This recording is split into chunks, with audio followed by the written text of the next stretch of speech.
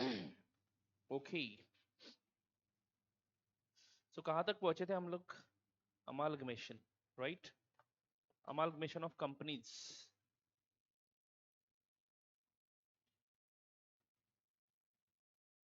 I think एक question solve किया था ना हमने, question number 5 is completed. Then we discuss journal entries in the books of transferor company, transferee company, बराबर है? क्वेश्चन नंबर 5 हमने सभी एस्पेक्ट से सॉल्व किया है, करेक्ट है क्या? We have done accounting, we have completed accounting in the books of transferee company as well as transferer company, right? Yes. So now let's solve next question. Come to question number 6. Question number 6. Shall we start? Yes, just a second.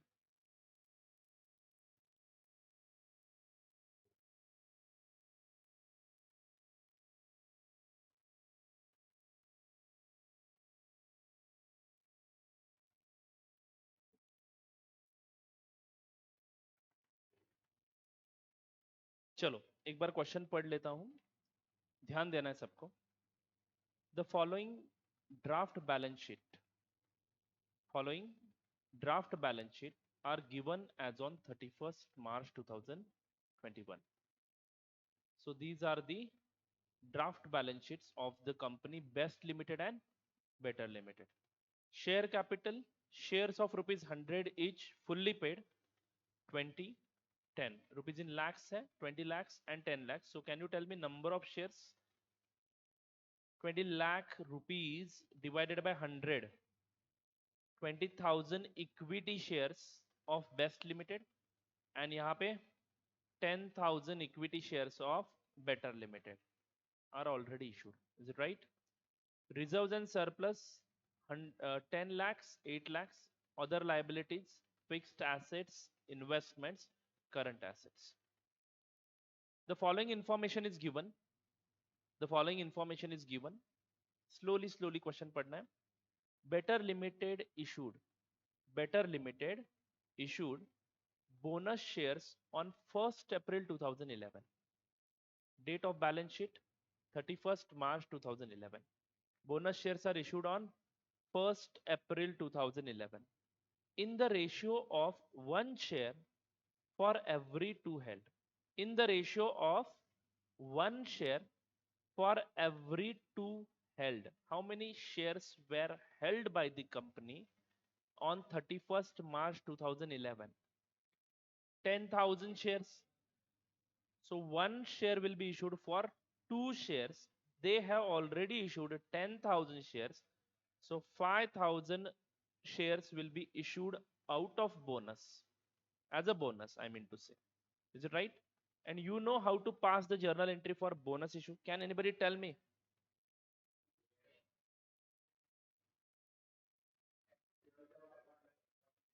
Reserves and surplus debit करना है to equity share capital account. यानी बीच में एक account हमें लाना था to bonus to shareholders and later on bonus to shareholders to equity share capital. Means it is nothing but the capitalization of reserves. So 5,000 shares you are issuing and one share is of rupees 100 each. So 5 lakh rupees. So 5 lakh will be removed out of reserve and it will be added to the share capital. So new balance sheet, can you imagine? New balance sheet capital will be 15 lakh and reserve will be 3 lakhs. Can I make this change over here? Okay, let's go ahead. So I hope you are getting it. So this has nothing to do with the amalgamation. This was like from your issue of bonus shares. CA intermediate group 1, right? बच्चों का course. No, not like that. Sir, let us complete first CA inter, then we can call it. Both intermediate group as well as foundation group, बच्चों का course. नहीं है? CA course में से कोई भी course बच्चों का नहीं है. Okay, good. जमीन पे हो, very very good. Because final is coming, right? Final में क्वालिटी प्रोडक्ट होता है, ठीक है? सच में फाइनल में जो बच्चे होते हैं वो एकदम फाइन बच्चे होते हैं, सब समझ में भी आ जाता है और सीए बनने के चांसेस ज्यादा हो जाते हैं फिर। एक बार आप ये मतलब मैं तो बोलता हूँ कि फाइनल से भी इम्पोर्टेंट इंटरमीडिएट का ये स्टेज है, क्योंकि यहाँ पे आपको एक समझ नहीं होती, वहाँ पे एक समझ भी आ जाती है और आपको मतलब दिखाई देता है कि मंजिल अभी सिर्फ एक कदम आगे है, तो आप उतनी मेहनत भी करते हो। वैसे कोई कंपैरिजन ही नहीं है, इंस्टीट्यूट ने सभी कोर्सेज इतने अच्छे से डिजाइन किया है कि क्या बात है। मतलब फाउंडेशन में देखो ना कितना अच्छा अकाउंट्स पढ़ाते हैं वो लोग, सबका सब अकाउंट्स एकदम बढ़िया तरीके से कवर किया गया है। मैथमेटिक्स, ठीक है मैथमेटिक्स तो आगे नहीं आता है बट फिर भी आपके लॉजिक्स वहाँ पे डेवलप हो जाते हैं, बराबर है कि नहीं। यस, तो होल कोर्स इज लाइक मजा आता है, जिसको इंटरेस्ट है उसको मजा आता है, जो एज अ सजा देख रहा है इस कोर्स को उसको मजा नहीं आएगा। Is it right? चलो आगे बढ़ते हैं। So Better Limited issued bonus shares on 1st April 2011 in the ratio of 1 share for every 2 shares held. This is done out of reserves and surplus. This is done, my friends. Is it right? आगे बढ़ता हूँ. This has nothing to do with the amalgamation. This is a regular journal entry which we will pass, and there will be a change in the balance sheet which we have observed. Is it right? Is it right? Yes. So now how many shares are there of this company, Better Limited? 15,000 shares, right? It was agreed that Best Limited will take over the business of Better Limited. So now Better Limited is transferor company. Best Limited is transferee company. Better Limited is transferor company. Best Limited is transferee company. Who will pay the purchase consideration? Best Limited. Who will receive the purchase consideration? Better Limited. Is it right? Now this, I'm reading it once again. It was agreed that the Best Limited will take over the business of Better Limited on the basis of the latter's balance sheet. The consideration taking the form of allotment of shares in the Best Limited, means how you are going to discharge the purchase consideration in the form of shares. You will issue equity shares. You means Best Limited will issue equity shares, right? Let's go ahead. The value of shares in Best Limited was considered to be 150. The value of shares in Best Limited was considered to be 150, and the shares in Better Limited were valued at rupees 100 after the issue of bonus shares. Means we have to consider 15,000 shares for the purpose of amalgamation. So whatever number of shares are there after bonus issue, that you consider. So one share of Better Limited is valued at rupees 100, and one share of Best Limited is valued at rupees 150, and they are telling you to consider the shares after bonus issue. अगर बच्चों better limited का एक share 100 रुपए का माना जाता है और बेटर लिमिटेड के 15,000 शेयर्स है, तो बच्चों 100 रुपए के शेयर के मुताबिक उनको 15 लाख रुपए कम से कम देने पड़ेंगे कि नहीं? बात पकड़ में आ रही है क्या? 15 लाख रुपए का परचेस कंसिडरेशन उनको मिलना चाहिए. But now for the purpose of comparison, they have also given you the share price of Best Limited. Means here purchase consideration कौन से मेथड से निकालना है आपको थोड़ा थोड़ा समझ में आ रहा है, but I am going to ask you later on what is the purchase consideration. Let's wait. आगे बढ़ते हैं. The allotment of share is to be made on the basis of these values. मतलब कितने शेयर्स बेस्ट देगा, कितने shares best limited issue करेगा, वो decide होगा on the basis of these values. मतलब 150 एंड 100 का ये वैल्यू जो है, इसको ध्यान में रखते हुए शेयर का एक्सचेंज होगा. You get it? Now what you can observe, best limited का एक शेयर 150 है, तो बेटर लिमिटेड का कितना है? 100. Are you getting it? Best limited का 150 है तो बेटर का 100 है, तो can I say that best limited share is 1.5 times of better limited. तो ऑब्वियसली बेटर लिमिटेड का एक शेयर मतलब बेस्ट लिमिटेड का 1.5 है, बराबर है क्या? तो एक शेयर को 1.5 इशू करना है या 1.5 शेयर के लिए एक शेयर इशू करना है? हाँ, कम मिलने चाहिए, क्योंकि बेटर लिमिटेड का शेयर 100 रुपए में है और बेस्ट का वही शेयर, यानी बेटर के 3 शेयर डालने पड़ेंगे to complete the value of best companies 2 shares. बराबर है क्या? तो बेटर के 3 इज इक्वल टू बेस्ट के 2 हो जाएंगे, तब जाके 300 वैल्यू होगा दोनों का. ऐसा भी समझ सकते हो. बेटर के 3 यानी बेस्ट के 2, यानी उनके 3 शेयर के लिए 2 शेयर देने पड़ेंगे, तब जाके सेटलमेंट बराबर होगा. नहीं तो उनके 1.5 शेयर के लिए हमें एक शेयर इशू करना पड़ेगा, यानी उनके 1.5 शेयर का वैल्यू, 1 शेयर यानी 100 रुपए, 0.5 शेयर यानी 50 रुपए, यानी इसका वैल्यू 150 रुपए हो जाता है। वही वैल्यू सिर्फ उनके एक शेयर का है, बराबर है कि नहीं? सॉरी 100 नहीं, 150 रुपए। Are you getting it? तो उनके 1.5 शेयर्स के लिए हम लोग कितने इशू करेंगे? एक शेयर। इसका एक फॉर्मूला भी मैंने आपको बना के दिया था, later on we are going to use the formula only, but आपको मोटा मोटा समझ में आ रहा है। Is it right? Is it right? आगे बढ़ू तो परचेस कंसिडरेशन कौन से मेथड से निकालना है यहाँ पे? Intrinsic value method, intrinsic value method, is it right? Which is the extension of net assets method. Net asset भी दिखाऊंगा आपको। आगे बढ़ता हूँ बेटा। Liabilities of better limited included rupees 1 lakh due to best limited. Liabilities of better limited included rupees 1 lakh due to best limited for purchase from it. तो पहले मतलब अमालगमेशन के पहले कुछ ट्रांजैक्शन हुआ था। क्या हुआ था? Best limited liabilities of better limited includes 1 lakh due to best limited, यानी बेटर के एंगल से सोचो, बेटर लिमिटेड के एंगल से सोचोगे तो 1 लाख रुपए किसको देने हैं? बेस्ट लिमिटेड को। यानी बेटर लिमिटेड के बुक्स में सन्ड्री क्रेडिटर है, तो ऑफ कोर्स बेस्ट लिमिटेड के बुक्स में डेटर भी दिख रहा होगा, यानी किसके पास से लेने हैं? बेस्ट लिमिटेड को लेने हैं बेटर लिमिटेड के पास से, वेयर एज बेटर लिमिटेड को देने हैं बेस्ट लिमिटेड को। समझ में आ रहा है ना? यस। अब बेटा बेटर बेस्ट लिमिटेड को लेने हैं पैसे, मतलब सेल किसने किया होगा? बेस्ट लिमिटेड ने किया होगा। परचेस किसने किया होगा? बेटर लिमिटेड ने। तो आगे वही बोला है, liabilities of better limited included rupees 1 lakh due to best limited for purchases from it on which best limited made a profit of 25% on cost. बच्चों ध्यान देना है, liabilities of better limited include 1 lakh rupees due to best limited. Of course best limited के balance sheet में भी यही balance दिखेगा अगर अकाउंटिंग सही है दोनों की। हम तो यही मानेंगे ना, अकाउंटिंग सही है। हाँ, तो बेस्ट लिमिटेड के बुक्स में डेटर दिखेगा 1 लाख का, वेरएज बेटर लिमिटेड के बैलेंस शीट में क्रेडिटर दिखेगा 1 लाख का। अब आप जो टेक ओवर कर रहे हो उसमें उनके क्रेडिटर्स भी अपने बुक्स में टेक ओवर करोगे, तो उनकी लाइबिलिटी हमारी बन जाएगी अब। और हमारे बुक्स में ऑलरेडी किसको देना है? बेटर लिमिटेड को। अब बेटर लिमिटेड किसकी बन गई? हमारी ही बन गई। मतलब इस लाइबिलिटी का कोई मतलब रहा क्या? यानी हम उसको पे करेंगे और वो लौट के हमारे पास ही आएगा, यानी इनडायरेक्टली हमें पे करना है। तो ये इंटर कंपनी ड्यूज का ट्रांजैक्शन है। क्या बोलते हैं इसको? Inter company dues. तो इसको रिमूव करना पड़ता है आफ्टर अमालगमेशन।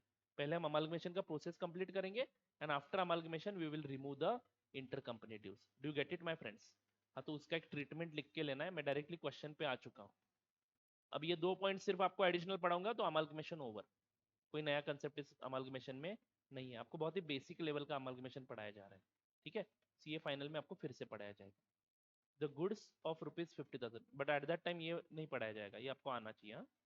द गुड्स जब तक आता नहीं तब तक आगे नहीं बढ़ते हो।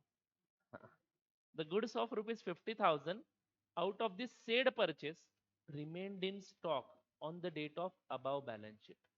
The goods of rupees 50,000 out of these said purchases remained in stock on the date of above balance sheet. तो बेटा किसके पास गुड्स बचे होंगे?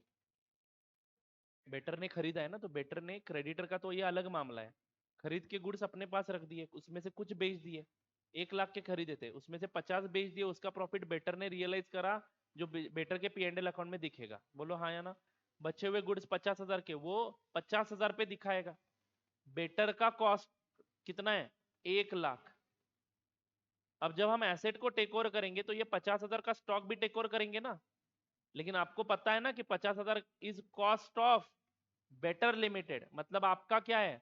Selling price. बेस्ट के एंगल से ये सेलिंग प्राइस है। तो बेटा इस 50,000 में हमने ही लगाया हुआ कुछ प्रॉफिट है कि नहीं, जिसको हम लोग क्या बोलते हैं? Unrealise profit. अब रिलेट हो रही है कि वो सारी चीजें, ब्रांच अकाउंट्स, डिपार्टमेंट अकाउंट्स, तो ये अनरियलाइज प्रॉफिट भी निकालना है। ओके, चलो। Make the closing ledger in the books of better limited. प्रश्न क्या पूछा है? Make the closing ledger in the books of better limited. Ledger बनाने बेटा, लेजर। हमने कल के क्वेश्चन में भी लेजर ही बनाए थे, mostly they ask ledger only. But closing ledger में सिर्फ एक लेजर बना के नहीं चलेगा, मैं आपको बताऊंगा, इसके ऊपर आ जाऊंगा, टेंशन मत लो। And the opening journal entries in the books of Best Limited, तो ये हम कर लेंगे, जर्नल एंट्रीज बनाने हैं in the books of Best Limited. And उसके बाद prepare a balance sheet on 1 April 2011 after take over. Is it clear? तो ये सब चीजें हम लोग करेंगे, बट उसके पहले मुझे बताओ ये अमालगमेशन का टाइप क्या है? Is it amalgamation in the nature of merger और it is amalgamation in the nature of purchase? Merger हो सकता है। देखो पांचों कंडीशन सेटिस्फाई होते हैं क्या? पहली condition, all assets and liabilities have been taken over, nothing is mentioned in this question, so we will assume सारे के सारे एसेट टेक ओवर कर लिए, सारे के सारे लाइबिलिटीज टेक ओवर कर लिया। अगला, more than 90% share holders become the share holder of the best limited. यहाँ पे तो सभी शेयर होल्डर्स हमारे शेयर होल्डर्स बनेंगे, क्योंकि हम उनके 1 शेयर को हम हमारे कंपनी का 1 शेयर इशू करने वाले हैं, तो सबको एक ना एक तो शेयर मिल ही जाएगा, तो सब लोग शेयर होल्डर्स बन जाएंगे हमारे कंपनी के, क्योंकि यहाँ पे परचेस कंसिडरेशन किसी दूसरे फॉर्म में दिया ही नहीं जा रहा है, तो दूसरी भी सेटिस्फाइड। तीसरी कंडीशन,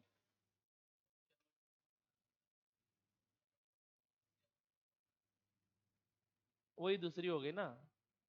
तीसरी कंडीशन है जो शेयर होल्डर्स बनने के लिए रेडी है उनको हम purchase consideration in the form of equity shares ही देंगे, इक्विटी शेयर स्पेसिफिकली।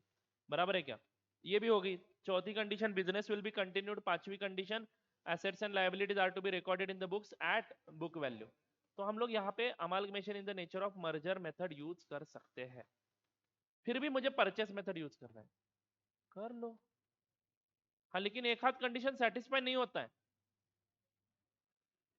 तो परचेस मेथड यूज करना। Do get it? तब रिजर्व रिकॉर्ड करने का परमिशन नहीं मिलेगा। तो चलो, परचेस कंसिडरेशन निकालने के लिए कौन सा मेथड है? Interest intrinsic value method. हम intrinsic value method, very good. चलो आगे बढ़ते हैं। Before solving this question let's write 2 concept जो इस क्वेश्चन में कवर होने वाले हैं। Write down intercompany owings, intercompany ओइंग्स।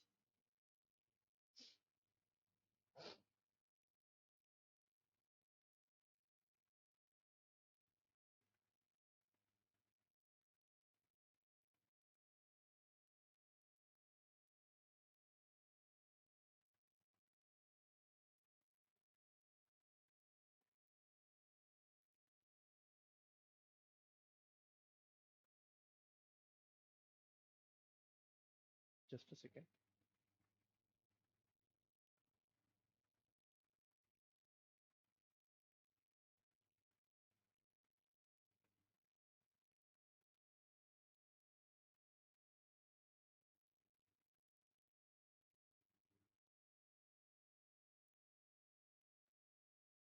ओइंग्स, intercompany owings, ठीक है।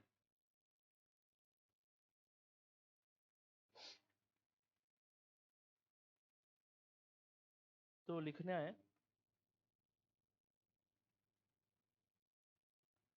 It means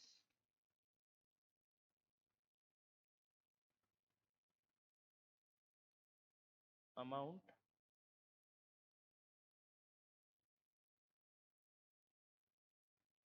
that one company owe to other company। समझ में आ रहा है बच्चों? एक कंपनी दूसरे कंपनी को अमाउंट ओ करती है। अब एक कंपनी दूसरे कंपनी को मतलब कौन सी? आइदर ट्रांसफरर कंपनी ट्रांसफरी को ओ करती है, नहीं तो transferee company, that is transferor to transferee, और transferee to transferor.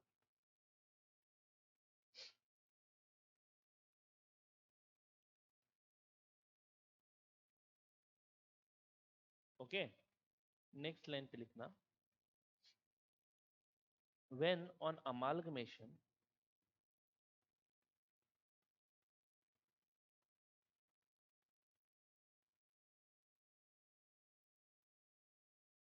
while incorporating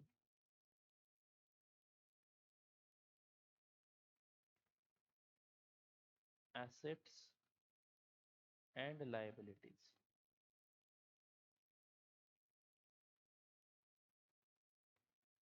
both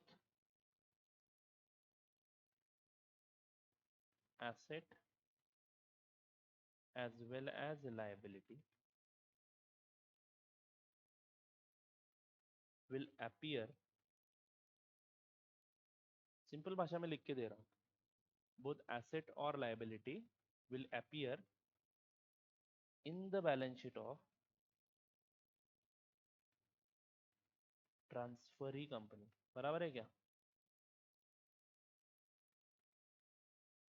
दोनों के दोनों बैलेंसेस ट्रांसफरी कंपनी के बैलेंस शीट में आ जाएंगे। पहले से एक था ही, समझ में आ रहा है बच्चों? पहले से एक था, जैसे कि समझ लो अभी के एग्जांपल में बेटर लिमिटेड क्या है हमारे बुक्स में, बेस्ट लिमिटेड के बुक्स में। अब बेसिकली पहले समझ लो ये एंट्री हो कहाँ रही है, ये इंटर कंपनी ओइंग जो है वो किसके बुक्स में हमें निकालने हैं, किसके बुक्स में निकालने हैं?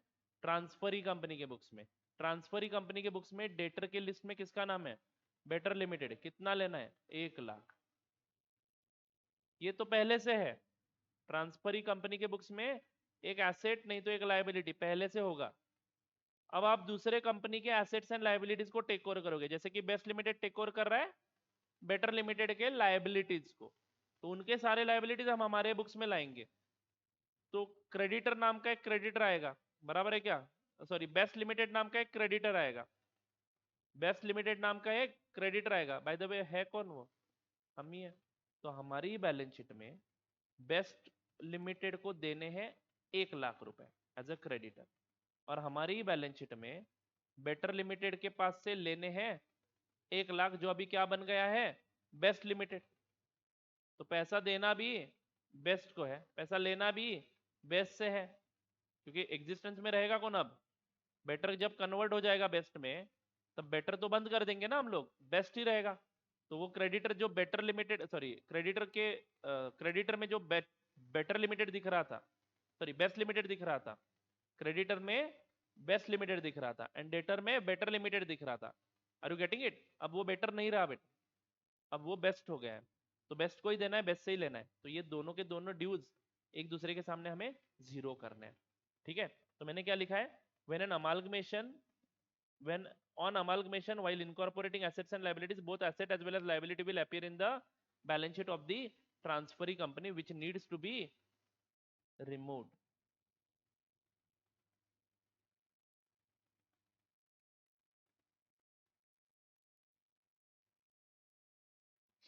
Which needs to be removed by passing adjusting entry, by passing adjusting entry. Adjusting entry क्या होगी बच्चों?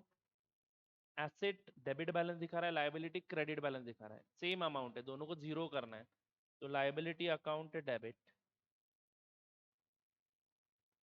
कोई भी लायबिलिटी हो, अभी तो क्रेडिटर डेटर का एग्जांपल दिया है, मे बी लोन दिया होगा, लोन लिया होगा, ऐसा भी हो सकता है।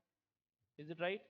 तो लायबिलिटी को डेबिट करेंगे एंड एसेट को क्रेडिट करेंगे, बट ये कब करना है? After incorporation of assets and liability. पहले समझ लो बेटा, पहले क्रेडिटर नहीं था हमारे बुक्स में, हमने उनका क्रेडिटर का बैलेंस टेक ओवर कर लिया बुक्स में, तब जाके ये अमाउंट आया। अब 1 लाख मुझे ही देना है और 1 लाख मुझे ही लेना है, काम खत्म, दोनों को निकाल डालो, जीरो कर दो। आगे बढ़ू क्या? Note, entry should be done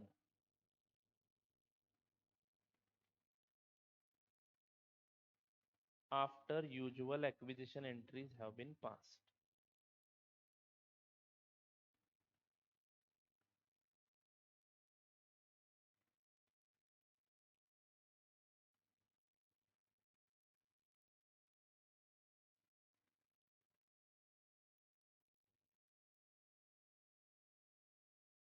After usual acquisition entries have been passed.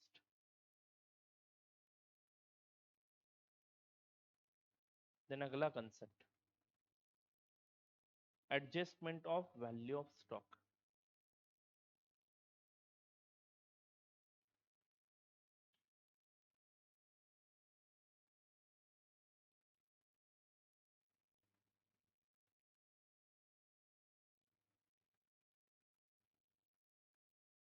Adjustment of value of stock. that is elimination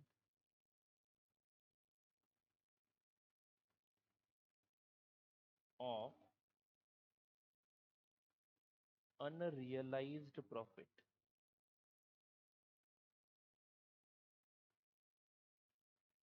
included in stock which is out of intercompany transactions। अब सबसे पहला सवाल ये एलिमिनेट क्यों करना पड़ता है, ये अनरियलाइज प्रॉफिट एलिमिनेट क्यों करना पड़ता है? पहले ये दोनों अलग अलग कंपनियां थी, इज इट राइट? से फॉर एग्जांपल ए लिमिटेड, नहीं तो अभी का एग्जांपल लेते हैं, best Limited and better limited, पहले अलग अलग कंपनियां हुआ करती थी, बराबर है क्या? बेस्ट लिमिटेड ने इस क्वेश्चन में क्या किया है बच्चों? बेस्ट लिमिटेड ने इस क्वेश्चन में क्या किया है? 1 लाख रुपए में गुड्स बेचे हैं, तो समझना यह है कि ये 1 लाख क्या है, बेस्ट लिमिटेड का कॉस्ट या सेलिंग प्राइस? बेस्ट लिमिटेड का सेलिंग प्राइस है। Liabilities of better limited included ₹1 lakh due to best limited, यानी जितने में खरीदा उतनी लाइबिलिटी दिखाई होगी, तो ये खरीदी हुई वैल्यू है बेटर लिमिटेड की, यानी सेलिंग प्राइस है बेस्ट लिमिटेड की। अब बेस्ट लिमिटेड कैसे सेल करता है? 100 रुपए की चीज 125 रुपए में बेचता है। Are you getting it? तो जानबूझ के इंस्टीट्यूट हमेशा की तरह यही करेगा, आपको देगा सेल्स वैल्यू और बताएगा प्रॉफिट का परसेंटेज ऑन कॉस्ट, तो 25% ऑन कॉस्ट मतलब 20% ऑन सेलिंग प्राइस। अब एक बहुत ही इंपॉर्टेंट बात, अगर आपको 25% on cost is equal to 20% on selling price निकालना नहीं आता है, तो हमारा अगला सीए फाउंडेशन का बैच कब शुरू होने वाला है? फेब्रुआरी मंथ में शुरू होने वाला है, ठीक है? तो उसको ज्वाइन कर दीजिएगा, उसमें इन्वेंट्री वैल्यूएशन पढ़ाते समय मैं सिखा दूंगा, ये इंटर में भी सिखाता हूँ मैं वैसे ग्रुप 1 में, ठीक है? बट फाउंडेशन में पहले मतलब बहुत ही बेसिक से हो जाएगा, उसमें अगर मिस हो जाता है तो उसके बाद इंटर में ग्रुप 1 में आ जाओ। आई डोंट थिंक सो कि यहाँ पे आपको कोई प्रॉब्लम है, इज इट राइट और नॉट? यस, मतलब every student should know how to convert this and why we are converting it. Okay, I am not going to explain it now. See, this is what going to happen in future, in final also your teachers will say this, because in final also these concepts are going to come, okay? तो इसीलिए तो मैं हमेशा बकबक करते रहता हूँ group 1 में, नहीं तो फाउंडेशन में, कि ध्यान दो बेटा, ध्यान दो, ठीक है? मैंने मेरा पॉइंट क्लियर कर दिया, दैट्स इट, आगे बढ़ता हूँ। चलो, आपको आता रहे, कोई टेंशन नहीं है। आई बिलीव कि आप यहाँ पे आके बैठे हो मतलब यू डिजर्व इट, ठीक है? तो ये आपको 100% आता है। तो 20% on selling price is our profit, तो 1 लाख में 20,000 का प्रॉफिट है। हाँ, बट 1 लाख में से बेटा 50,000 के गुड्स किसने बेचे? बेटर लिमिटेड ने अपने कस्टमर को बेच दिए ना, तो वो प्रॉफिट कमा लिया, उसमें हमें इंटरेस्ट नहीं है। अब ये जो बचे हुए 50,000 के गुड्स है किसके पास? बेटर लिमिटेड के पास, ये अब हम टेक ओवर कर रहे हैं।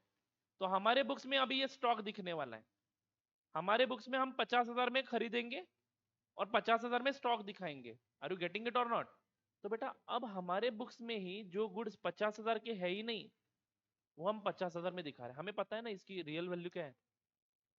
इसकी रियल वैल्यू बेटा 40,000 रुपीज, क्योंकि 50,000 पे 20% प्रॉफिट, 10,000 जाएगा, तो इसकी रियल वैल्यू कितनी है? 40,000। तो बेटा इसमें हिडन प्रॉफिट है 10,000 रुपए का, जो हमने कमाया ही नहीं है। बेचा क्या गुड्स कस्टमर को? नहीं। तो क्या मैं क्लोजिंग स्टॉक 50 पे दिखा सकता हूँ? It will be against your AS2 also, but anyway उसमें मत जाओ। Unrealised profit we have to eliminate. तो कैसे एलिमिनेट करूँ? स्टॉक कम करना पड़ेगा बेटा, तो stock account I will credit, stock account I will credit. I will take stock in my books at rupees 50,000 first, and later on I will pass the entry of 10,000. So stock account I will credit. Which account I should debit? Stock reserve debit करके बाद में फिर से stock reserve कहाँ पे realise होने वाला है? मे बी बेच के आ जाएगा stock reserve, can be the correct answer, but now there is a one concept which we need to understand, okay? Amalgamation के दिन ये किया हुआ एडजस्टमेंट है। वैसे अगर बात करूं तो मैंने जब बिजनेस का जो परचेस कंसिडरेशन निकाला उसमें स्टॉक की वैल्यू 50,000 ही पकड़ी होगी ना, So indirectly I am paying him 50,000 rupees. I am paying that company 50,000 rupees. That's why you cannot use reserve, stock reserve. Okay. AS14 क्या बोलता है, नहीं तो ये अकाउंटिंग ट्रीटमेंट क्या बोलता है उसकी बात करते हैं. Adjustment of value of stock. Unrealised profit पहले समझ में आया आपको. ये टू वे हो सकता है. अभी तो किसने किसको बेचा है, ट्रांसफरी कंपनी ने ट्रांसफरर कंपनी को बेचा है. इसको डाउनस्ट्रीम ट्रांजैक्शन बोल सकता हूं क्या मैं? यानी आपको क्या लगता है कि transferor company and transferee company में अप पोजीशन पे कौन है? ट्रांसफरी कंपनी ऊपर है, ऊपर वाली कंपनी नीचे वाले कंपनी को बेच रही है, तो इसको हम क्या बोल सकते हैं? Downstream transaction. यानी transferee company selling the goods to the transferor company. बराबर है क्या? तो इसमें मैं दो प्रकार के ट्रांजैक्शंस एक्सप्लेन करूंगा और उसके अकॉर्डिंगली हम लोग ट्रीटमेंट जो मॉड्यूल में दी है वो मैं आपको पहले लिख के दूंगा. बाद में क्वेश्चन में अगर कोई अलग मेथड आती है तो मैं वहां पे वो एक्सप्लेन कर दूंगा. ठीक है? Are you getting it? तो जो whatever paragraph they have given you into your module that will be discussed first, जिसको मैं पहले दो कैटेगरीज में बांट रहा हूं. Downstream transaction,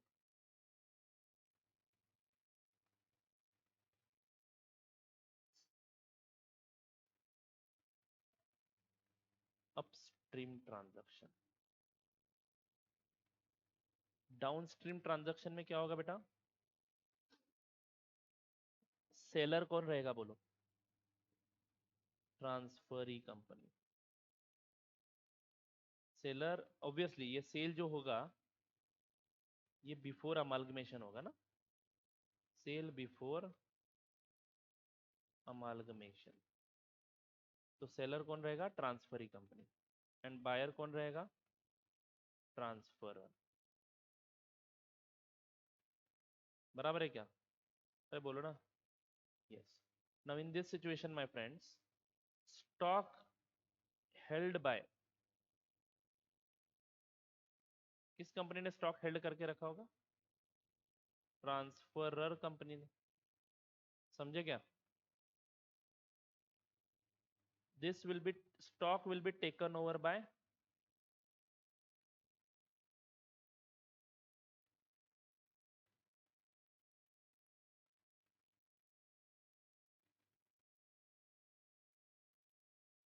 stock will be taken over by transferee. बराबर है ना? जो हमारे क्वेश्चन नंबर 6 में है यही सिचुएशन है. बेस्ट लिमिटेड कौन है? Transferor company, sorry transferee company जिन्होंने गुड्स बेचे हैं. सही सेम सिचुएशन है ना. Inter company dues elimination that was another theory, वो हमने खत्म कर दी. उसमें हमें सिर्फ क्रेडिटर एंड डेटर कम करने, काम खत्म. बट जो 50,000 के गुड्स अभी भी किसके स्टॉक में है? बेटर के स्टॉक में, वो हमने टेक ओवर कर लिए. बराबर है क्या? Stock will be taken over by transferee company and उसका अकाउंटिंग कैसे करना है अब हम सीखेंगे. ओके जी. ओके जी. अपस्ट्रीम ट्रांजैक्शन में क्या होगा? Sale of course before amalgamation होगा.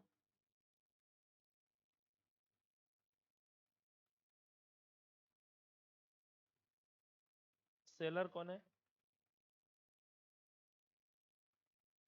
Transferor company. एंड बायर कौन है? Transferee company. सही है क्या बच्चों? सेलर कौन है? Transferor company. बायर कौन है? Transferee company.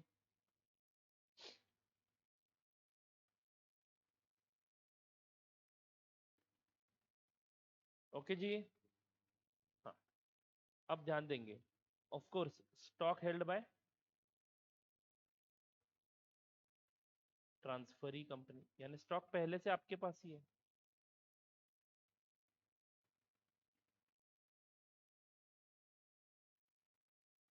Stock held by transferee company. अब मैं जरा मन लगा के यहाँ पे पढ़ता हूँ. दोनों सिचुएशन आपको समझ में आ गई है. Shall we read? Intercompany owings arise usually from purchase and sale of goods. Okay. It is likely therefore that at the time of the sale of the business, the debtor company also has a goods in a stock which is purchased from the creditor company. मैंने पूरा situation आपके सामने खोल के रखा है. Okay. The cost of the debtor company will include profit made by the creditor company. ये भी मैंने आपको एक्सप्लेन किया, इसको ही अनरियलाइज प्रॉफिट बोलेंगे ना बेटा। After the take over of the business it is essential that such profit is eliminated. This is very important. The entry for this will be made by the purchasing company. Of course entry will be passed in the books of transferee company. Purchasing company को आप replace कर दो transferee. Purchasing company मतलब stock purchasing company नहीं, business purchasing company. Okay, नहीं तो आप इसको गलत समझ बैठोगे। Entry should be made by the transferee company. If it is the vendor company which has such goods, मतलब कौन सा ट्रांजैक्शन, अपस्ट्रीम या डाउनस्ट्रीम। यानी ट्रांसफरर कंपनी के पास गुड्स है, यानी सेल किसने किया होगा, ट्रांसफरी कंपनी ने, यानी डाउनस्ट्रीम ट्रांजैक्शन। समझ में आ रहा है क्या बच्चों? यानी अभी का जो सिचुएशन है वो, if it is a vendor company which has such goods in stock. अब आप ये गुड्स टेक ओवर कर रहे हो बेटा, अब ये गुड्स टेक ओवर कर रहे हो at the time of passing acquisition entries. At the time of passing acquisition entries, यानी जो सेकेंड नंबर की एंट्री पास करते हो ना आप, sundry asset account debit to sundry liabilities to business purchase, वो एंट्री पास करते समय ही the value of stock should be reduce to its cost to the company which is acquiring द business. Automatically goodwill or capital reserve as the case may be will be adjusted. यानी जब business take over करोगे तभी आप stock की value कम कर दो। एक लाइन ब्लैंक छोड़ते थे, पता है क्या हम, उसमें वो डिफरेंस एडजस्ट करते हो, वो डिफरेंस वहां पे एडजस्ट हो जाएगा ऑटोमेटिक। लेकिन ये क्या बोल रहे हैं, गुडविल और capital reserve will be adjusted. इसका मतलब ये कौन से मेथड की बात कर रहे हैं, परचेस मेथड की बात कर रहे हैं। आर यू गेटिंग इट और नॉट? तो sir amalgamation in the nature of merger के केस में हम लोग ये कर सकते हैं क्या?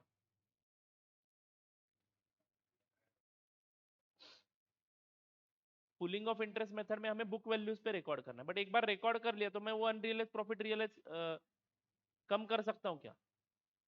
कर सकता हूँ, सब्जेक्ट तो आपको वो रिजर्व कम करना पड़ेगा जो आपने पुल किया है, उसके बारे में यहाँ पे बात ही नहीं की है। तो फिलहाल ये सारा डिस्कशन किस मेथड के एंगल से चल रहा है, परचेस मेथड के एंगल से चल रहा है।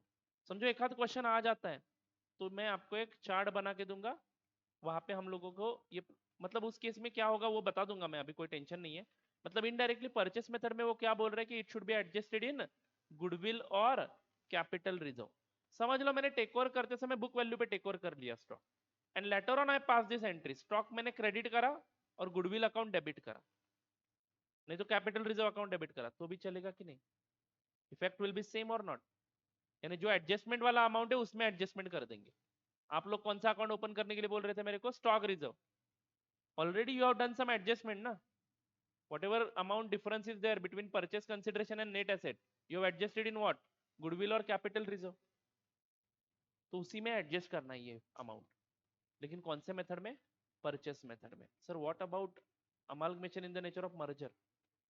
They have not discussed it on the presumption that क्या, book values of assets and liabilities will not be changed because there was a condition, right?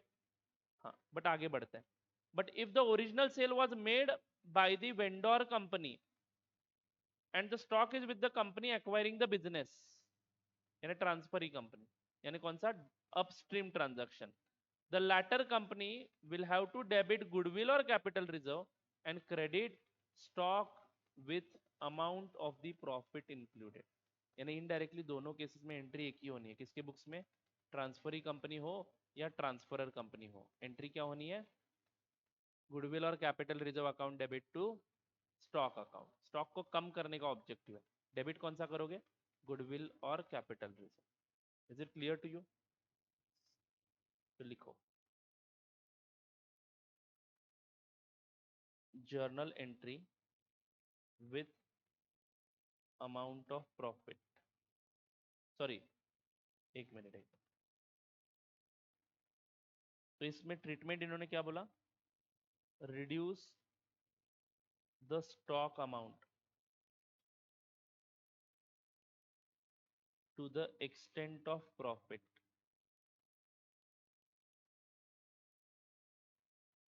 Reduce the stock amount. Problem क्या है, मैं एक chart बना के दूंगा, मैं आपको एक सही क्वेश्चन आने के वक्त मैं आपको एक चार्ट बना के दूंगा जिसमें आपको ये पूरा फिर से एक बार एक्सप्लेन कर दूंगा मैं। बट प्रॉब्लम क्या है, बाद में आप ये इंस्टीट्यूट का थ्योरी पढ़ते हो और सर ये आपने क्या पढ़ाया, ये क्या आया, मैं आपको प्रूफ के साथ वो दिखा दूंगा।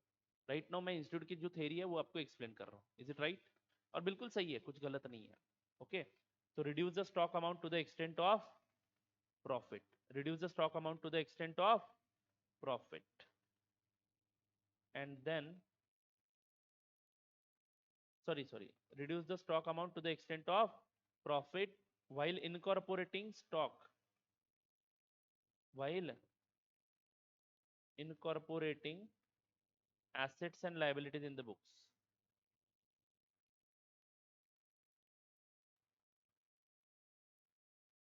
In the books of transferee company. समझ में आ रहा है क्या बच्चों? While incorporating the assets and liabilities in the books of transferee company. Or, sorry, automatically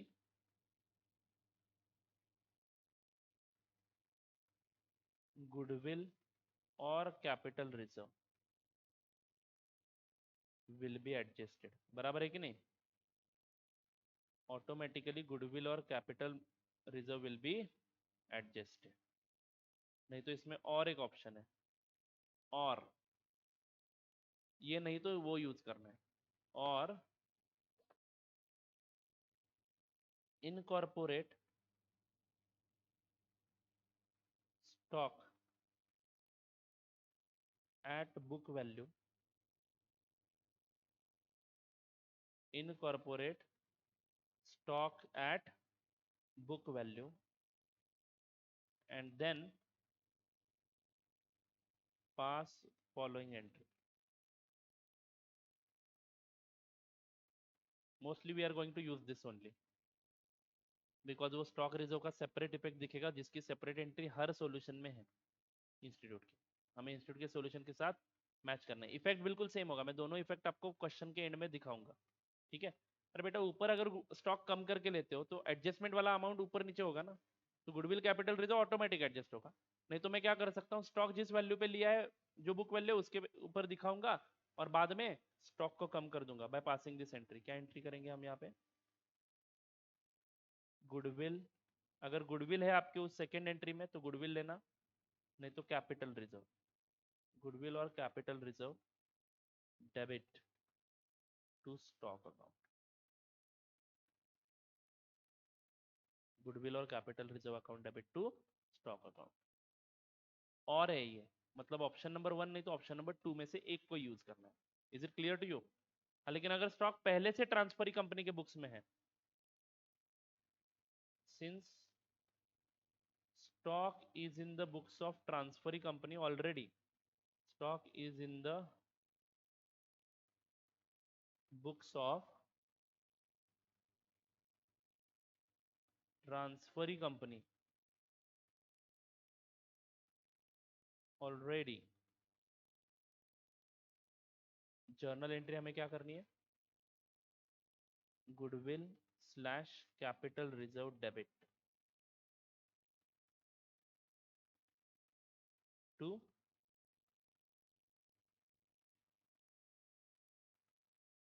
stock account.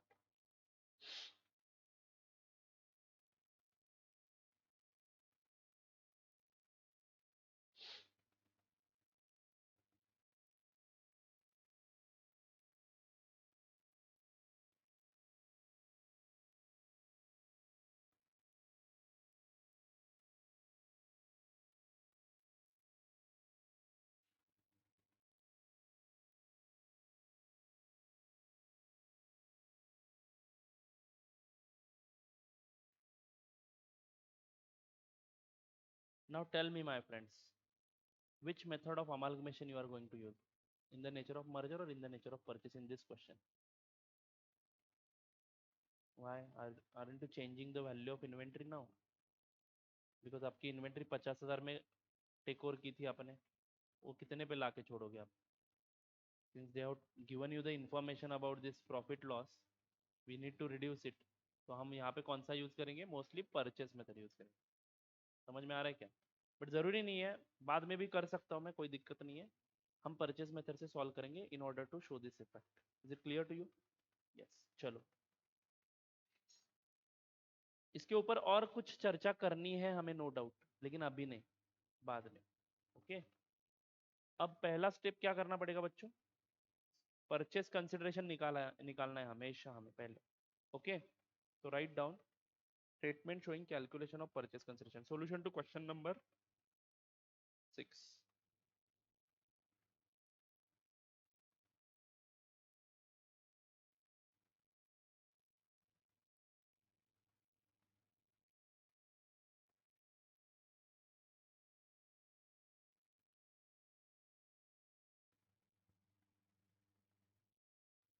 Page number 302 class notes. सही है क्या? Statement of purchase consideration.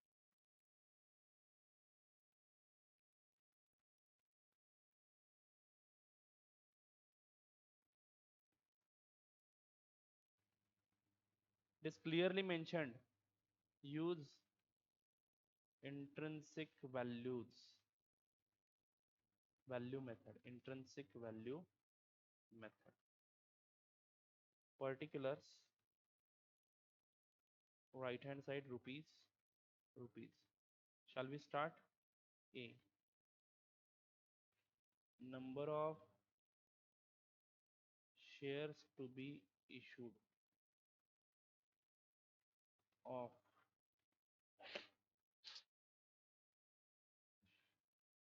number of shares to be issued is equal to, please understand my friends, one share of Better Limited is valued at rupees 100. How many shares are of Better Limited? 15,000 shares are of Better Limited, and one share is valued at rupees 100. Means we need to pay them purchase consideration up to rupees 15 lakh, but one share of Best Limited is valued at rupees 150. So number of shares to be issued is equal to 10,000 shares.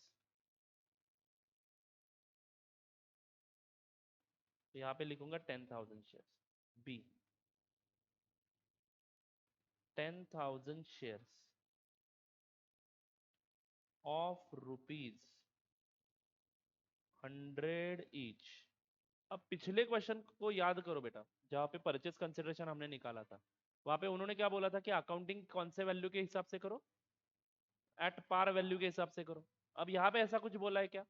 नहीं, तो यहाँ पे मेरे को freedom है, and in that case you should understand your purchase consideration should be 15 lakh rupees.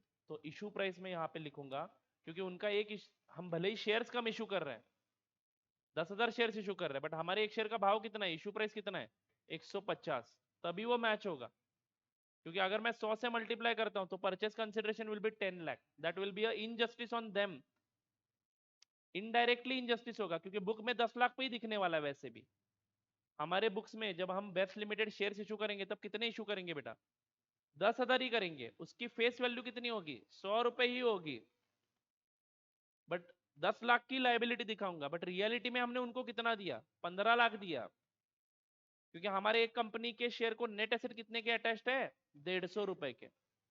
Are you getting it? तो 150 रुपए के नेट एसेट्स में हमको उनको इनडायरेक्टली पर शेयर दे रहा हूं, तो मुझे दिखाते समय ऐसे ही दिखाना है, 10,000 shares of rupees 100 each issued at rupees 150। तो ये आ गया 15 लाख रुपए परचेस कंसिडरेशन, और अगली सारी एंट्रीज इस 15 लाख के हिसाब से करेंगे हम लोग। हाँ, अब शेयर इशू करेंगे 10,000, बुक्स में हमारे लाइबिलिटी दिखाएंगे 10 लाख, बट वो भी खुश हो जाएंगे कि 15 लाख मिल गए, और उनको मिले भी है 15 लाख, क्योंकि हमारे कंपनी के 10,000 शेयर मतलब क्या कम है क्या? 150 रुपए का एक शेयर है हमारा। 150 रुपए का एक शेयर नहीं है हमारा, हमारे एक शेयर को 150 रुपए के एसेट अटैच है, यानी कंपनी अगर अगर बेच देते हो तो एक शेयर को 150 रुपए तो कम से कम मिल ही जाएंगे, बट लिक्विडेट होती है तो। समझ में आ रहा है क्या? ये वो रखेंगे बेचेंगे। मार्केट प्राइस बोलते हो तो 150 रुपए मार्केट में बेच के भी मिल जाएंगे ना। समझो इस 150 रुपए को मार्केट प्राइस बोलते हो, तो 150 रुपए में बेच दो, मार्केट में 15 लाख उनको मिल जाएंगे। लेकिन हम हमारे बुक्स में कितना दिखाएंगे, 10,000 इंटू 100 ही दिखाएंगे। बचा हुआ 50 रुपए पर शेयर सिक्योरिटीज प्रीमियम बोला जाए। Do you get it? हमारे बुक्स में, बेस्ट लिमिटेड के बुक्स में। चलो जान दो, आगे बढ़ते हैं। अकाउंटिंग करते समय देख लेंगे फिर से एक बार। तो 15 लाख क्यों लिया मैंने, समझ में आया? यहाँ पे मैंने 100 से मल्टीप्लाई कब करना है, जब इंस्टीट्यूट स्पेसिफिकली बोलेगी कि accounting is done at par value, तब परचेस कंसिडरेशन 10 लाख हो जाता है। जब ये परचेस कंसिडरेशन 10 लाख होगा तो उसका इम्पैक्ट बेस्ट लिमिटेड के बुक्स में कैसे पड़ेगा, जरा इमेजिन करो। तब उसको हम परचेस कंसिडरेशन को नेट एसेट के साथ कंपेयर करेंगे।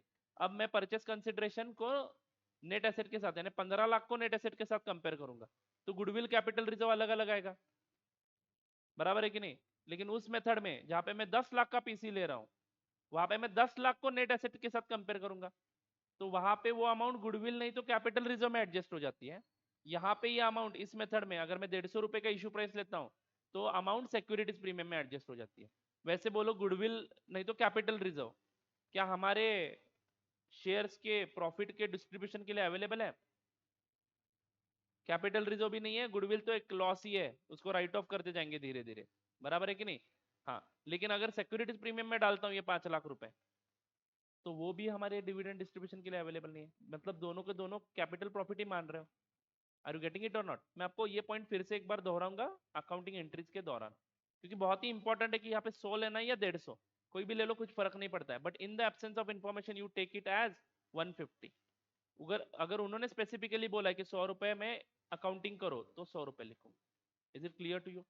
स्टूडेंट को यहाँ पे बहुत बार कंफ्यूजन होता है, बट अल्टीमेटली आपकी बैलेंस शीट की टोटल टैली होगी, आप यहाँ पे 100 लो या 150 लो, दोनों के केस में सिर्फ रिजर्व का नाम बदलेगा। एक के केस में कैपिटल रिजर्व आएगा, दूसरे के केस में सिक्योरिटीज प्रीमियम आएगा, that's it. Do get it? ये दिखाता हूँ मैं आपको बाद में फिर से। तो 15 लाख दिखा, समझ में आया? क्वेश्चन क्या पूछा है? बस हो गया पीसी कैलकुलेशन। क्वेश्चन क्या पूछा है, make the closing ledger in the books of better limited. तो बच्चों जब इन्होंने क्लोजिंग लेजर बनाए हैं ना बुक्स में, तो इन्होंने ये सारे लेजर ओपन करे बेटर लिमिटेड के। फिक्स एसेट अकाउंट ओपन किया, करंट एसेट अकाउंट ओपन किया, अदर लायबिलिटीज अकाउंट ओपन किया है, रिजर्व एंड सरप्लस ओपन किया है, शेयर कैपिटल ओपन किया है। और वो जो फिक्स एसेट आप यहाँ से कहाँ पे भेजते हो, रियलाइजेशन में भेजते हो, उसकी एंट्री उन्होंने वहाँ पे उस फिक्स एसेट अकाउंट में दिखाई और फिक्स एसेट अकाउंट क्लोज कर दिया। ठीक है? मतलब आपको भी एग्जाम में ये करना पड़ेगा अगर ये क्वेश्चन आता है तो। हाँ, अब मजे की बात ये है, एक मिनट मैं आपको ये क्वेश्चन मॉड्यूल में दिखाना चाहूंगा। हम तो क्लास का ही क्वेश्चन सॉल्व करेंगे, मॉड्यूल का क्वेश्चन आप घर जाके एक बार फिर से देख लो। हम्म, याद नहीं आता है, उम्र हो गई अभी।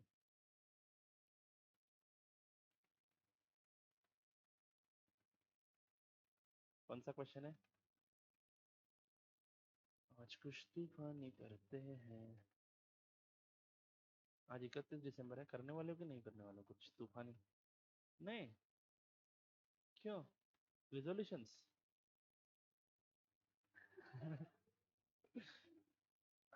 सिर्फ क्या हुआ है, फिक्स एसेट की जगह इन्होंने प्रॉपर्टी प्लांट इक्विपमेंट अकाउंट बनाया है।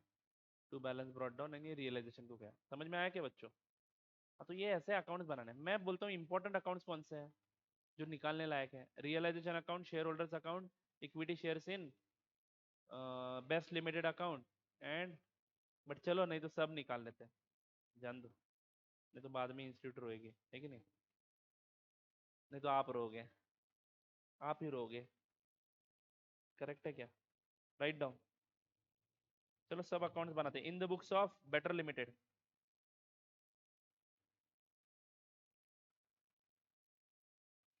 इन the books of better limited. Fix asset की जगह सिर्फ ये लिखता हूँ, चलेगा ना? प्रॉपर्टी प्लांट एंड इक्विपमेंट, पीपीप लिखो, कोई प्रॉब्लम नहीं। ₹15। 3 लाइन छोड़ दो। राज तो बोल रहे 2 ही छोड़ूंगा। That's it. इतने लाइन बचेगी क्या करोगे बेटा? Rupees rupees. मुझे पता है सिर्फ इस बैच में एक ही बंदा है जो 2 लाइन छोड़ेगा। 3 छोड़ दिए। अरे वाह, दिलदार बन गए तुम तो। एक्सपीरियंस आ गया क्या? ज्यादा लाइंस बचा के कोई फायदा नहीं है। लाइबिलिटीज। Rupees rupees. 3 लाइन छोड़ दो। देन उसके बाद कौन सा अकाउंट बनाएंगे? Realisation account.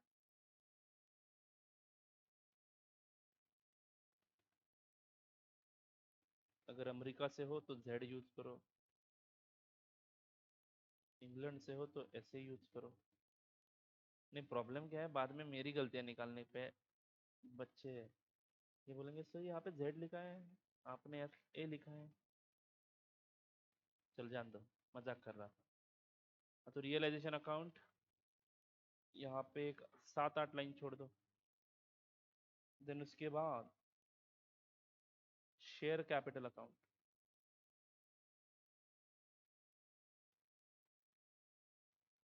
और else you can write shareholders account, better way. Instead of share capital I should write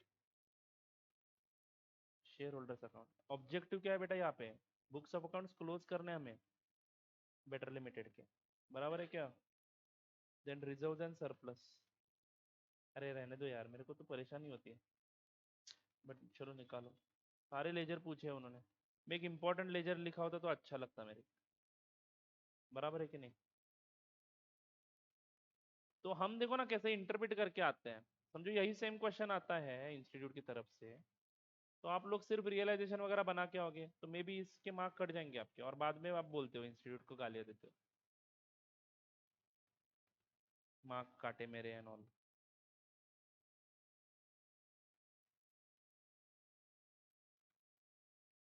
rupees rupees. Best limited, बराबर है क्या? फिर उसके बाद shares in best limited.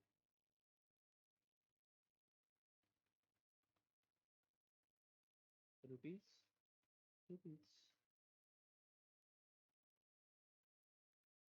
Equity share holders account.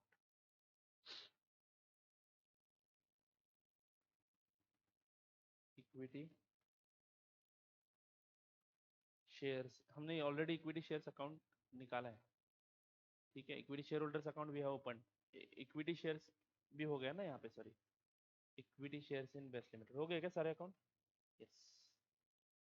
चलो बस इतना ही निकालना। शुरू करूँ क्या? उश। चलो पहले लाइन से शुरू करते हैं। शेयर कैपिटल का बैलेंस क्या हुआ? नहीं, पहले बैलेंस शीट एम्प्टी करना है इनका। In the books of better limited we will make the all balances zero. तो देखो बेटा बैलेंस कितना है, 15 लाख या 10 से है? पहले वो एंट्री भी दिखानी पड़ेगी ना, general reserve to share capital. Is it right? तो एक अकाउंट और बनाइए। चलो share capital account. Share capital account. Rupees rupees. Shall we start? तो बाय बैलेंस ब्रॉट डाउन कितना लिखो? 10। Is it right? और फिर अगला कौन सा है? Reserve and surplus. कितना बैलेंस है? 8। रिजर्व एंड सरप्लस अकाउंट बनाया कि नहीं बनाया? हाँ तो आ जाइए ना वहाँ पे, लिखो ना, बाय बैलेंस ब्रॉट डाउन 8। बराबर है क्या? हाँ। अब बोनस शेयर की एंट्री कर दूं क्या? क्या करी? Reserve and surplus account debit to equity share capital. Simple simple. 3। बराबर है क्या? अरे सॉरी, 5 है क्या? ओके, 5 लाख। सभी को समझ में आया क्या कैसे निकाला ये अमाउंट बोनस शेयर का? 2 शेयर को 1 शेयर, तो 10,000 शेयर को कितने share? 5,000 share into 100 rupees is equal to 5 lakh rupees in lakhs लिखे या डायरेक्टली चलेगा? पूरा अमाउंट लिखो, रुपीज इन लैक्स लिखते हैं, समय बचेगा। तो हर जगह ऊपर एक ही लाइन में कॉर्नर में लिख देंगे rupees in lakhs. Her account में रुपीज इन लैक्स लिखने की जरूरत नहीं है, ठीक है। चलो आगे बढ़ू क्या? Next, other liabilities. Other liabilities account बनाया है? Other liabilities account, liabilities account बनाए। By balance brought down, how much? 2। अरे उसका सेकेंड इफेक्ट दिया क्या आपने शेयर होल्डर्स के अकाउंट में, शेयर कैपिटल के अकाउंट में? तो यहाँ पे by reserve and surplus 5 lakh. आगे बढ़ता हूँ बच्चों, अदर लाइबिलिटीज पोस्ट किया, देन फिक्स एसेट मतलब property plant equipment 15, property plant equipment opening balance.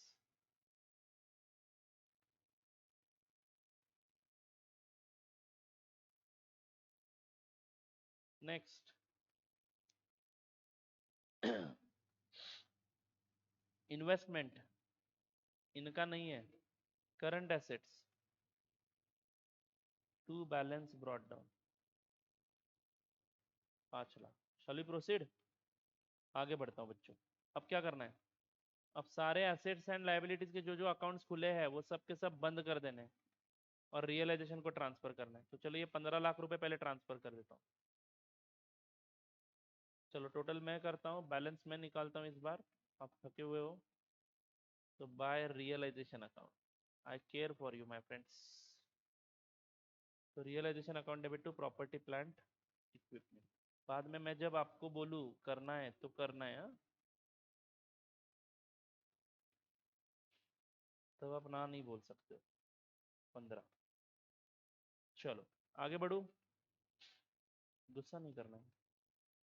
Current asset, अभी 5 बजने में समय है अभी।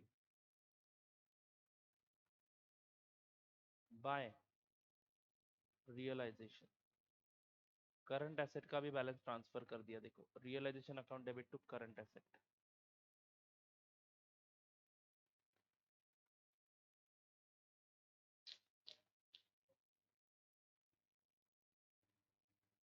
बेंच अभी आपको छोटे हो रहे हैं क्या?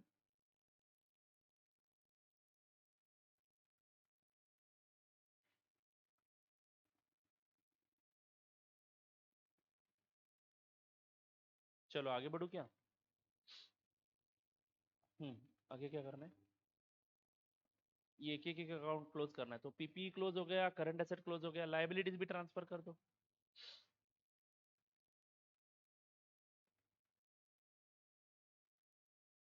टू रियलाइजेशन, तो liabilities account debit to realisation, ये डायरेक्ट कर रहा था मैं आज तक। चलो एनी हाउ आपको समझ में तो आ गया। Then share holders account pending रखेंगे, रिजर्व एंड सरप्लस का बैलेंस 8 में से 5 गए, 3 का बैलेंस कहाँ पे भेजोगे? To equity share holders account, directly share holders को भेज दो। बराबर है क्या? तो इक्विटी शेयर होल्डर्स अकाउंट में पहला लाइन ब्लैंक छोड़ दो, दूसरे लाइन पे लिखो by reserve and surplus account 3 lakh. क्या फालतू क्वेश्चन है कि नहीं? फिर शेयर कैपिटल का बैलेंस, ये आ गया 15, ये आ गया 15, ये आ गया 15। टू शेयर होल्डर्स अकाउंट, तो share capital account debit to share holders account. पहला लाइन जो ब्लैंक छोड़ा था वहां पे लिख दो by equity share capital account, how much? 15। Now we are ready to record the further transactions. Next entry, purchase consideration due. Sequence याद रखना है, transfer all assets to realization, transfer all liabilities to realization, then purchase consideration due. बोलो purchase consideration due की entry किसके पास से मिलने वाला है? Best Limited. तो बेस्ट लिमिटेड से डेबिट करेंगे, Best limited account debit to realisation कितना निकाला? 15 लाख, बराबर है क्या? 15 लाख। तो Best limited account debit to realisation account,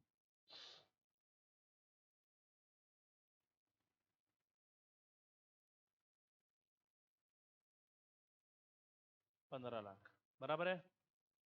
उसके बाद क्या हुआ?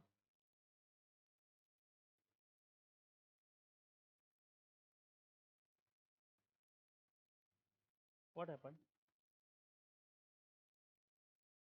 Best limited account debit to realisation लिखा है ना मैंने यहाँ पे, या दूसरा इफेक्ट बोल रहे थे तुम? डबल एंट्री क्या बोल रहे हो ना, लाइक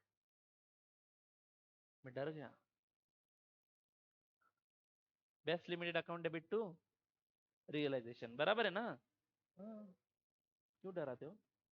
आगे बढ़ता हूँ, नेक्स्ट। परचेस कंसिडरेशन रिसीव्ड, चलो बोलो रिसीव्ड की एंट्री क्या होगी? क्या मिला आपको? Equity shares in best Limited to best limited, बराबर है क्या? तो बाय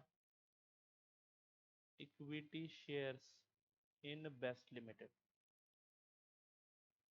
15 लाख के मिल गए शेयर्स या 10 लाख के मिले हैं?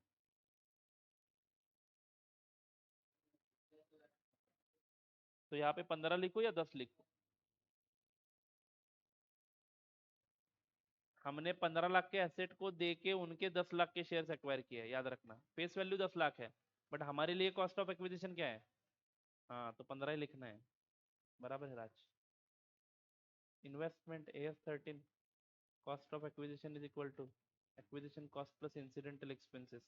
ये 15 लाख के शेयर्स लेने के लिए नहीं, ये शेयर्स जो कुछ भी 10,000 शेयर्स मिले भले ही आपको, लेकिन ये शेयर्स पाने के लिए आपने क्या खर्चा किया? आपने हर शेयर के आपके 100 रुपए की वैल्यू के शेयर दे दिए उनको।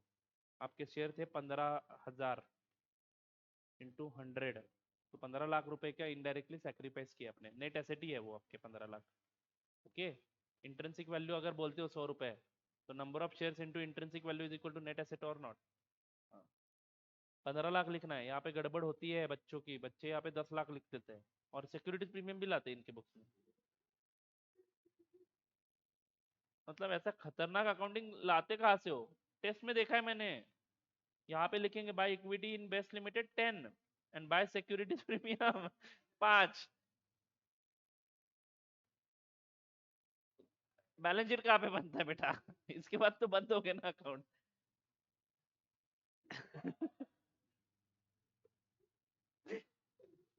रिलैक्स, नहीं बराबर है उसका, बैलेंस शीट बनेगा नहीं ना इसका।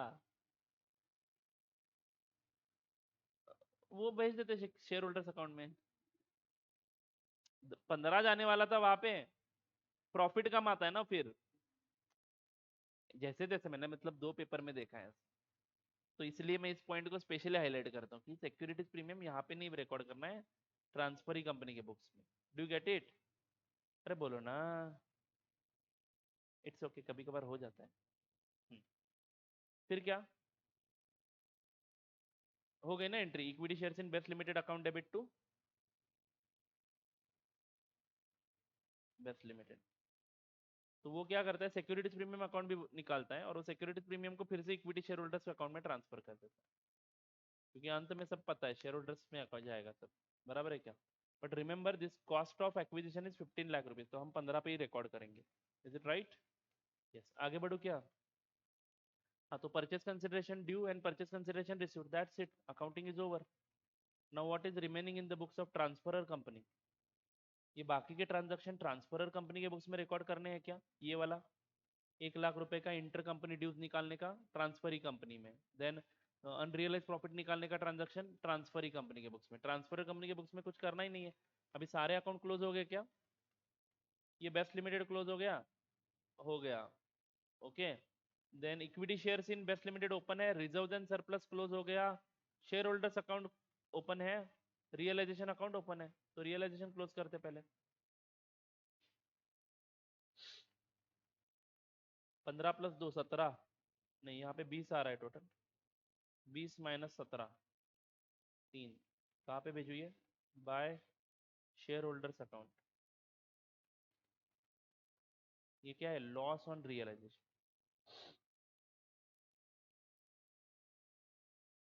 Loss on realisation.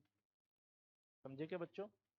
ये 15 प्लस 5 यानी बेटा ये देखो यहाँ पे 20 में से 2 गए तो 18 के बुक वैल्यू के एसेट्स को, नेट एसेट कितने के हैं आपके?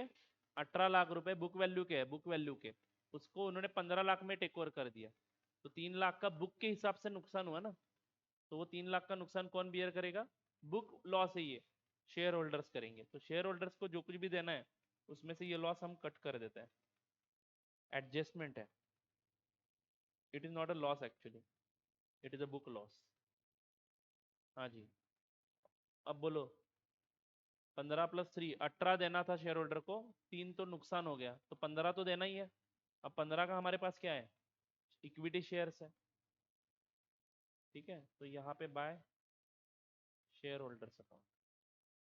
तुम कर समझे क्या? यहाँ पे 10 आता फिर, और सिक्योरिटीज प्रीमियम से 5 लेके जाता है वो शेयर होल्डर को देने के लिए। ठीक है, anyway that is a wrong treatment. Share holders account debit to equity shares in best.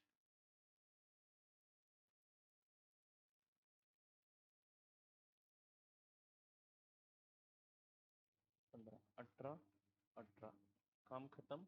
Right down in the books of, this is never asked in your exam.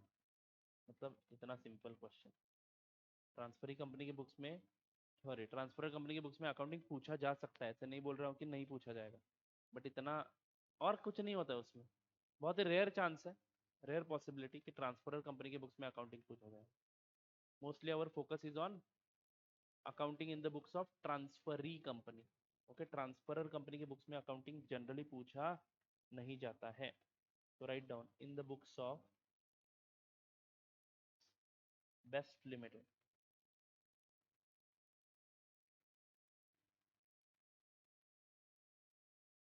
Journal. Shall we start? Journal ही पूछा है ना, वही ना journal entry, journal ही बना रहा हूँ। 31 दिसंबर कल ही सेलिब्रेट करके आया हो क्या?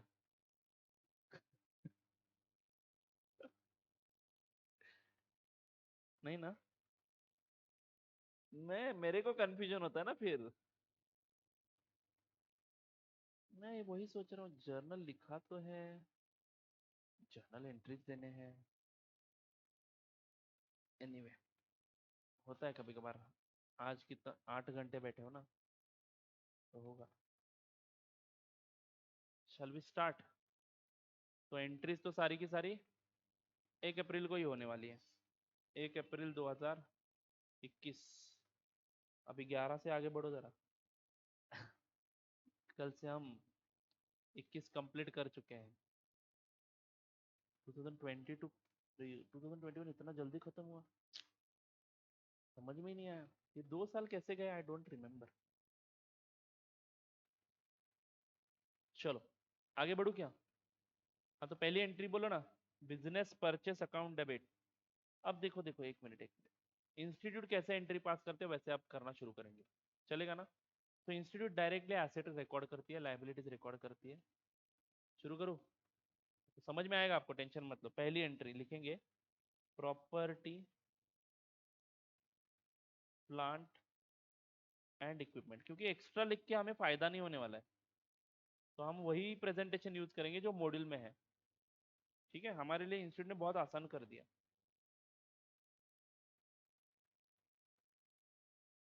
Property plant equipment account debit, how much? Book value पे ही रिकॉर्ड करेंगे 15 lakh.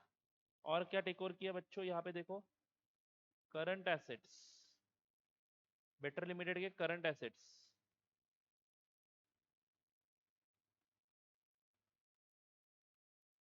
Debit 5 lakh. To current liabilities, to other liabilities whatever it is, चलो एक लाइन ब्लैंक छोड़ो। To other liabilities, how much? 2 lakhs। Rupees in lakhs लिखते तो और easy हो जाता। बराबर है क्या? To liquidator of better limited,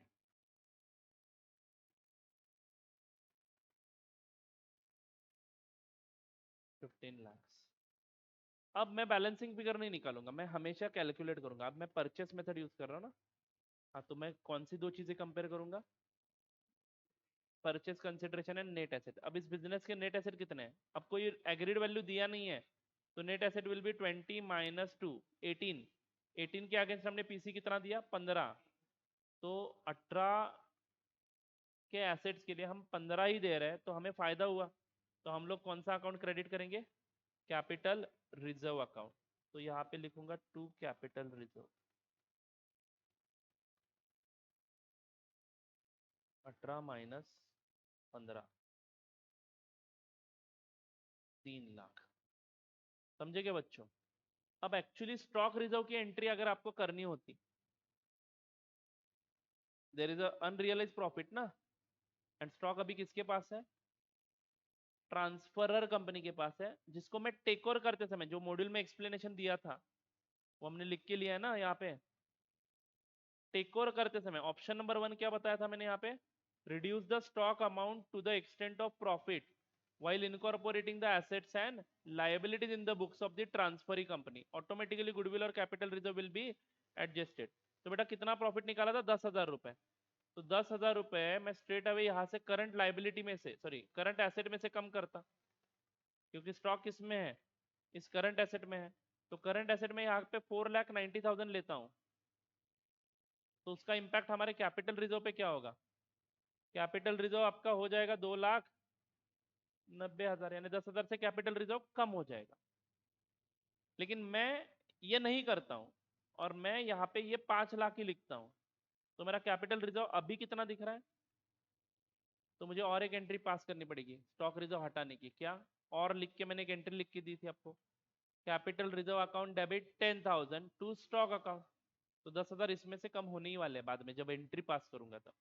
दोनों का इफेक्ट सेम है, जो मॉड्यूल में लिख के दिया वो मैंने आपको एक्सप्लेन किया। ओके, आगे बढ़ू। तो नरेशन क्या लिखेंगे यहाँ पे? Being assets and liabilities incorporated, being assets and liabilities incorporated in the books of accounts.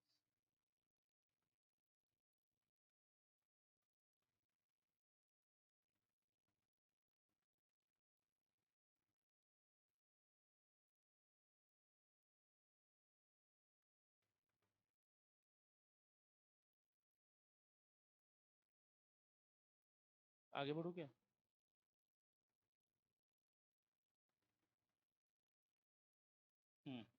Next, उसके बाद अगली एंट्री बोलो, 1 तारीख को ही होगी।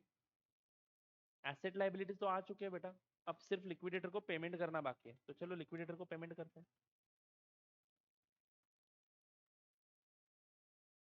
Liquidator of better Limited debit, amount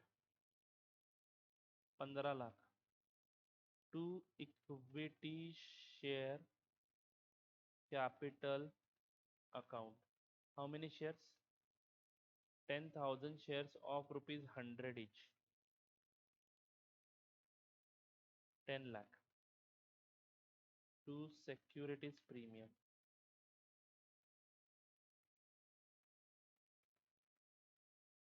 balancing figure ले लो, नहीं तो 10,000 शेयर्स इंटू 50 लिखो। बेटर विल बी 10,000 इंटू 50 लिखो, समझ में आता है। अगर मैं स्टूडेंट होता तो 10,000 इंटू 50 लिखता। इंपॉर्टेंट है, याद आता है कि नहीं एग्जाम में? तो हाँ जी। तो अब आगे लिखना है आपको narration. Being settlement of purchase consideration of 10,000 equity shares of rupees 100 each, being settlement of purchase consideration of 10,000 equity shares of rupees 100 each, issued at 150, issued at 150।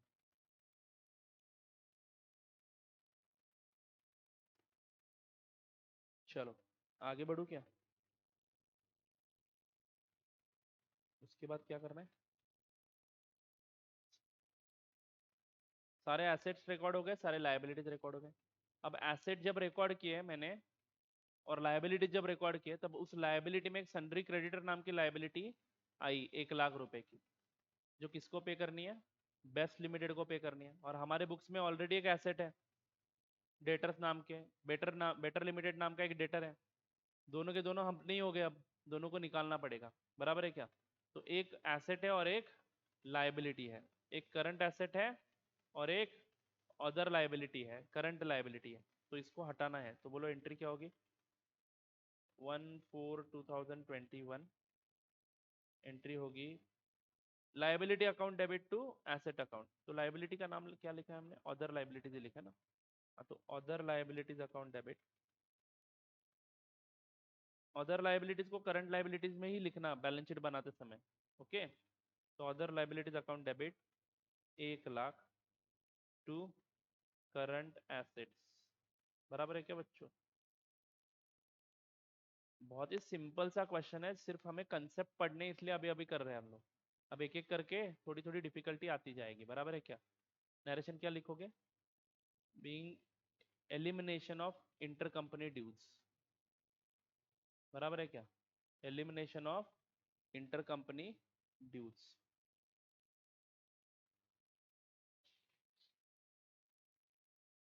Next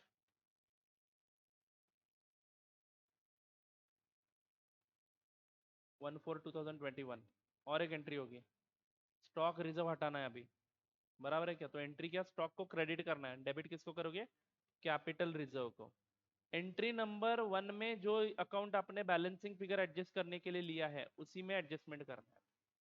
तो बोलो एंट्री क्या होगी? Capital reserve account debit.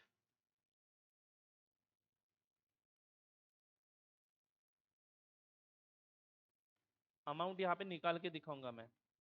50,000 का stock है, into 20/100, 10,000। And I hope मेरे को stock reserve का concept explain करने की जरूरत नहीं पड़ेगी अभी, कंजर्वेटिज्म एंड ऑल, बराबर है ना? तो capital reserve account debit to stock reserve, sorry stock account, stock account, stock नहीं, current asset account.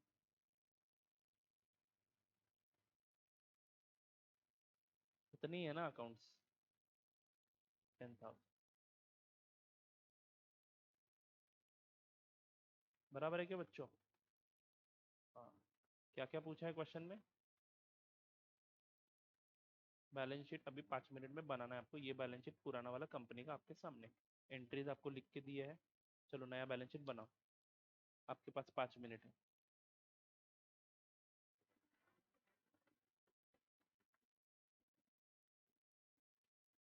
Rupees in lakhs लिखो, चलेगा।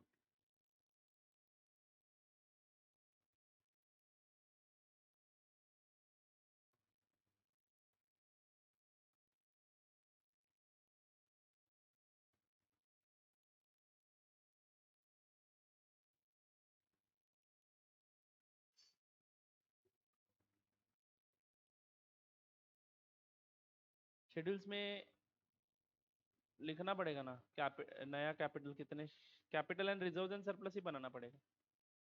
नहीं तो आप वहीं पे लिख सकते हो ऐड करके, कोई दिक्कत नहीं है। शेयर कैपिटल एक बनाओ बस, क्योंकि उसमें एक्सप्लेनेशन लिखना पड़ेगा ना आपको। उनके पहले के शेयर कितने हैं? 20,000 प्लस नए इशूड 10,000, तो 30,000 equity shares of rupees 10 etch. Securities premium में क्या आएगा बेटा राज? सिक्योरिटीज प्रीमियम भी आएगा ना रिजर्व एंड सरप्लस में, उसका बैलेंस दिखाना पड़ेगा अलग अलग। कैपिटल रिजर्व आएगा, तो दो शेड्यूल्स तो बननी ही चाहिए, share capital and securities premium, sorry reserve and surplus.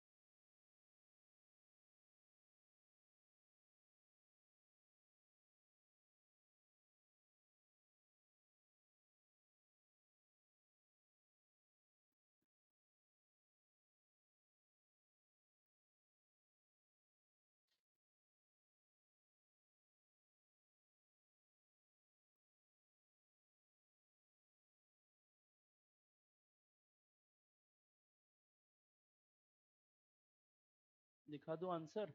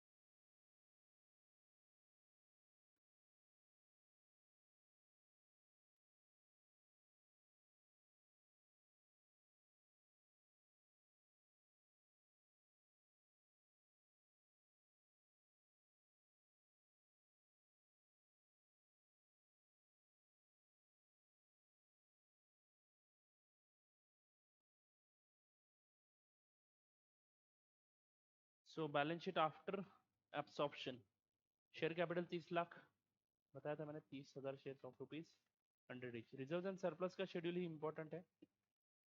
हाँ Raj ji, please note this point. 30,000 share of rupees 100 each, bracket में क्या लिखा है? पिछले क्वेश्चन में नहीं था ना लिखा हुआ, हमने लिखा था बट इंस्टीट्यूट ने नहीं लिखा था, तो वो इंस्टीट्यूट यहाँ पे लिख रही है, तो यू ऑल्सो राइट इट, क्योंकि हर क्वेश्चन में ऐसा आएगा ही आएगा note. Out of the above share capital 10,000 shares have been issued for a consideration other than cash।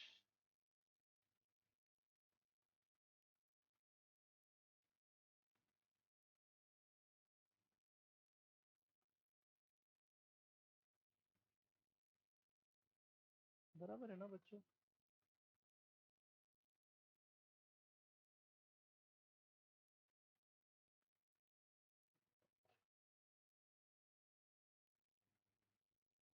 हाँ जी, रिजर्व एंड सरप्लस का दिखाओ क्या, टैली नहीं हो रहा है। कैपिटल रिजर्व 3 लाख माइनस 10,000 लेना है, 2,90,000 बराबर है क्या। Securities premium 5 lakh and other reserve and surplus उनका पुराना है ना, ये 10 लाख वाला, ये भूल गए क्या आप? ले लिया ना, आ गया ना बराबर। टैली नहीं हो रहा है, नहीं हुआ। स्टॉक कम किया क्या 10,000 से, फिर भी टैली नहीं हो रहा है? हो गया। अच्छा, आपकी आवाज नहीं आ रही है।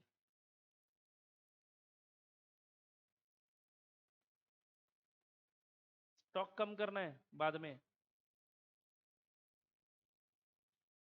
10,000 से, तो करंट एसेट इनके आ गए। करंट एसेट का शेड्यूल ही नहीं दिया इन्होंने, कैसे निकाला ये 23,90,000, ये 20 लाख, ये 5 लाख, 25 हो गए। 25 में से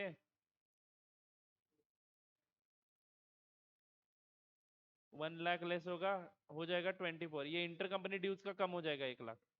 तो आपने वो आपके शेड्यूल में दिखाना है, तो you should draw current asset schedule, okay, जिसमें आप लोग लिखोगे किसका, बेस्ट लिमिटेड का कितना है 20 लाख, देन बेटर लिमिटेड का कितना है 10 लाख, सॉरी 5 लाख, तो ये 25 हो गया, लेस इंटर कंपनी ड्यू बराबर है क्या 1 लाख, ये गया तो हो गया 24, लेस स्टॉक रिजर्व 0.1 बराबर। तो 23,23.90 बराबर है क्या? तो ऐसा ये 23,90,000 दिखेगा, समझे क्या?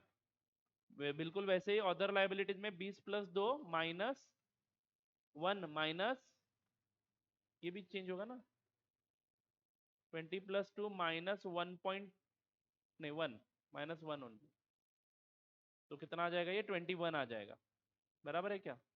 बाकी सब सिंपल है। तो आई होप कि आपका बैलेंस शीट का टोटल आ गया 68,90,000 और इसी के साथ ये क्वेश्चन खत्म हो गया।